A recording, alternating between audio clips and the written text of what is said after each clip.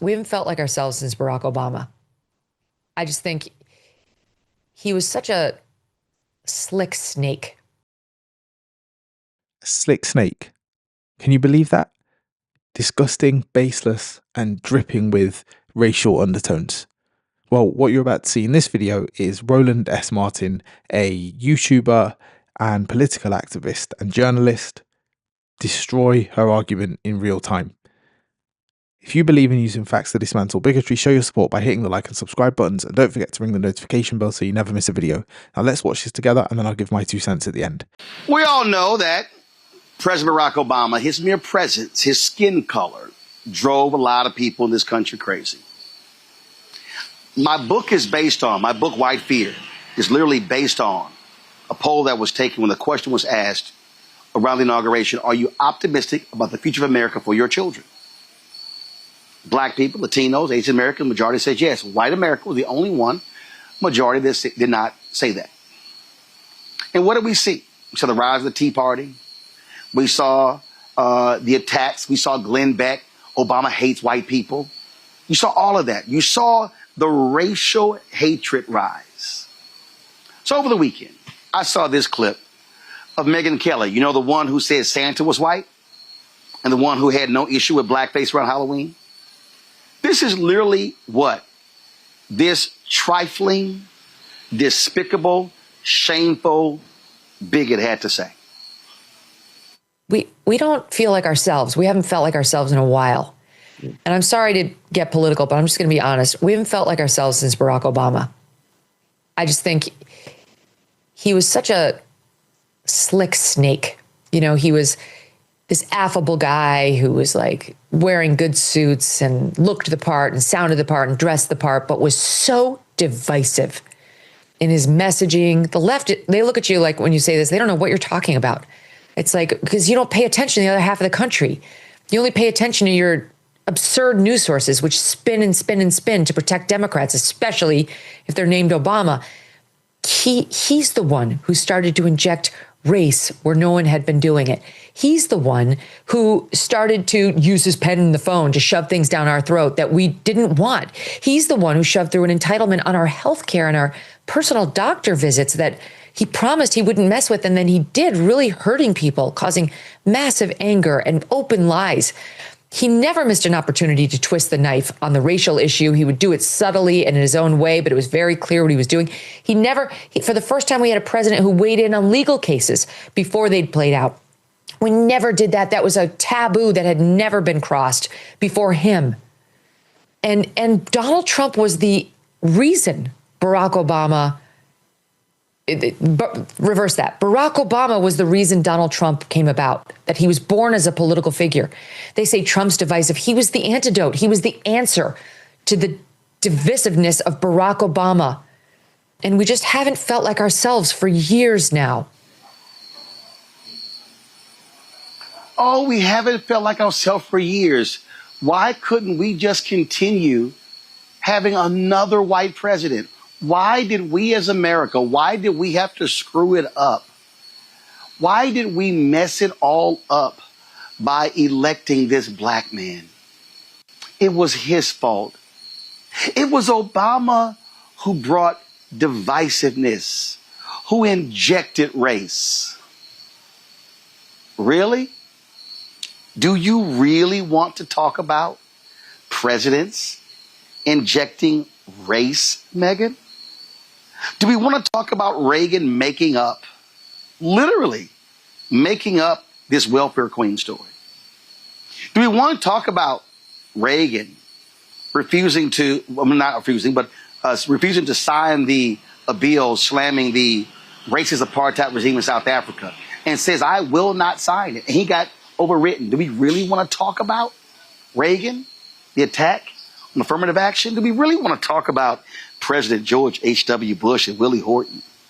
Do we really want to talk about Lee Atwater, and who said that we don't have to use the N-word, there are other words that we can say? Y'all, there's actually audio of this. Do we want to talk about the racist Richard Nixon and the stuff that he actually said caught on tape? Really, do we want to have that conversation?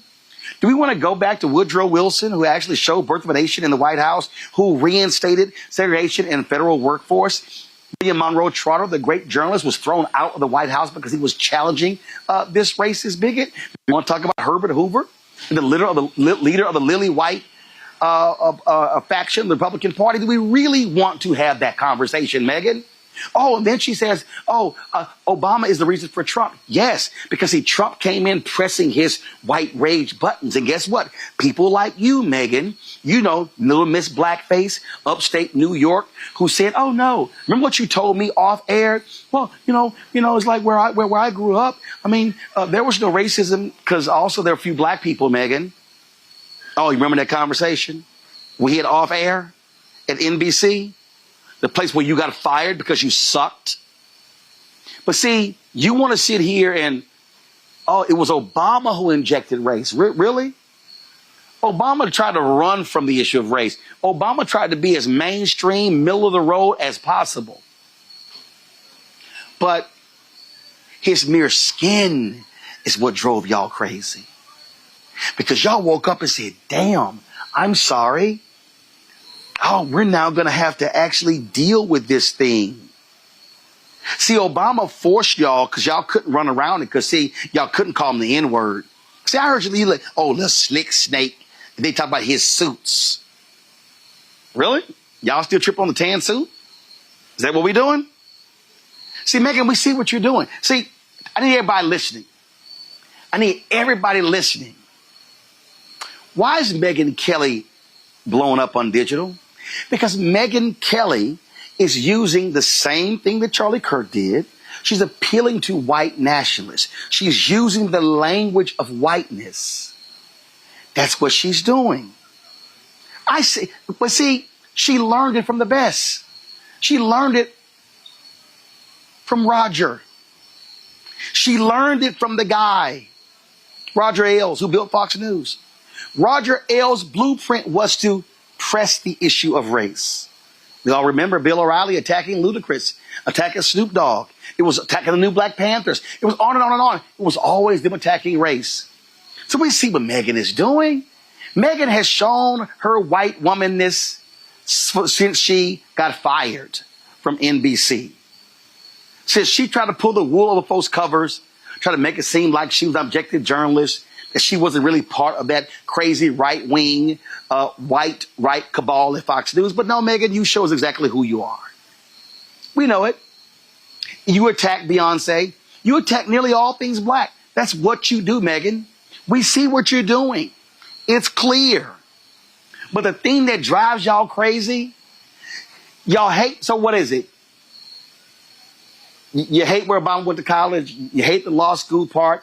You hate that Michelle went to law school. You hate that she's brilliant. You hate that the success. So that's what it is. See, y'all want your Negroes built a certain way. That's what y'all want, Megyn. And we know that. This ain't black folks' first rodeo. See, Obama tried to remove as much of that as possible. Tried to be as palatable to white folks like you as possible. But see, for y'all still want to go back. See, you know you couldn't call him the N-word. But you tried to use every other thing. Oh, he imposed these things on us. Oh, wow. You mean like the Affordable Care Act, which has dramatically increased the number of Americans who now have health care? Really, Megyn? Y'all trashed Michelle Obama for trying to for people to eat healthy. Now y'all praising RFK Jr., you know, Mr. I took heroin in college, I got a worm in my brain. Now y'all praising him, who's really stealing her program of eating healthier. So we see game recognize game, Megyn, and we see who you are. So you can sit here with your little blonde highlights, and you can get all these little white guys all excited who think you're the cutest thing in the world, and you're not. And you're really not. Flat and narrow. That's who you are. And so that's what you do. And so we know what you're doing. See, Megyn, you just hate black brilliance. You just can't stand it. You can't stand that he got reelected.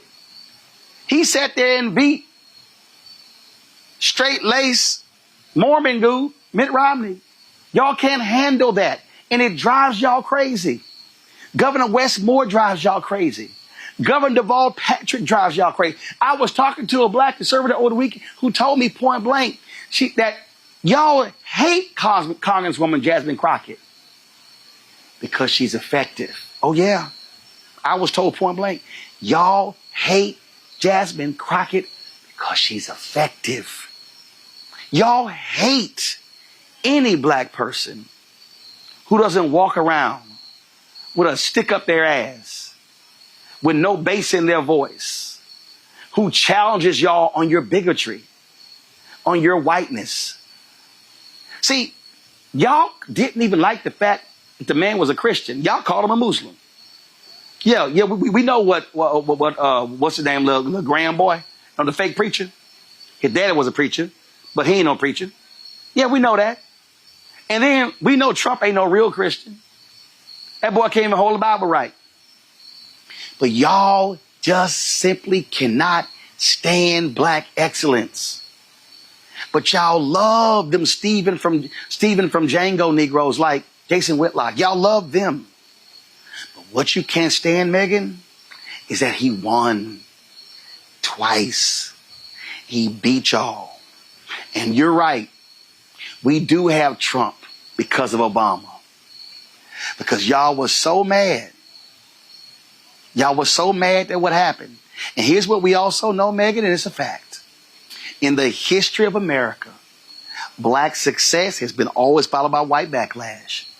And Donald Trump, he is the white backlash. And what drives y'all crazy is black success. So, Megyn, I'm going to tell you, I told Richard Spencer when I obliterated him on my TV One show, Megyn, you better go work out. You better go pump some iron. You better go do some glute exercises. Because, Megyn, we ain't going nowhere. We're not leaving. See, y'all can't do what the abolitionists and the plantation folk did to the folk in Virginia and North Carolina when they shipped them to Liberia. We ain't going nowhere, Megyn. We're going to be right here. We're going to be right here on digital media. And when they try to get rid of us in mainstream, we're going to set some other stuff up, Megyn. Our businesses are not going anywhere. Our politicians are not going anywhere. Megyn, we know y'all trying to defund black America. We know y'all trying to destroy black institutions, destroy black nonprofits. Y'all trying to destroy the will of our people. But like my girl Lorraine Toussaint told Carmen Ejogo in Selma, we are prepared for this, Megyn. The ancestors run through our veins. They prepared us for this. Megyn, you ain't no different than all the folk we saw after slavery, doing Reconstruction, during the 92 years of Jim Crow. Megyn, you not new. You simply are the latest white woman who can't stand black excellence. Wow, pure uncut righteous fury. That was a demolition. He didn't just disagree with her, he used decades of presidential history to prove that Megyn Kelly isn't just wrong, but she's a willing participant in a long, ugly tradition. But I also want to talk about something deeper here, something that goes beyond just the raw emotion of the takedown. Megyn Kelly's commentary isn't just offensive to black Americans. It should be deeply offensive to everyone listening, regardless of your background, and here's why. Her entire argument is a profound insult to your intelligence. She's betting, like most MAGA commentators do, that you, the viewer, are historically ignorant. She's banking on the idea that you've never heard of Reagan's welfare queen or George H.W. Bush's Willie Horton advert or the racist rants on the Nixon tapes that Roland Martin laid out. This isn't just an opinion, it's a propaganda strategy. The goal of MAGA and their white supremacist ideology is to erase real history, to create a false, sanitized version of the good old days, and then blame a black president for a division that people like her have been profiting from for decades. This isn't a black versus white issue. This is a truth versus lies issue. It's a fight for an honest accounting of our own country against those who want to sell a sanitized, self-serving fantasy for political gain. So what Roland Martin did here wasn't just defending Barack Obama, he was defending the historical record for everyone listening and watching. So my question to you is, what do you think is more dangerous? The blatant racism of Megyn Kelly's comment, or the calculated attempt to erase history for everyone? Let me know in the comments below, and if you enjoyed this breakdown, make sure you hit the like and subscribe buttons, and don't forget to ring the notification bell so you never miss a video. Thanks for watching.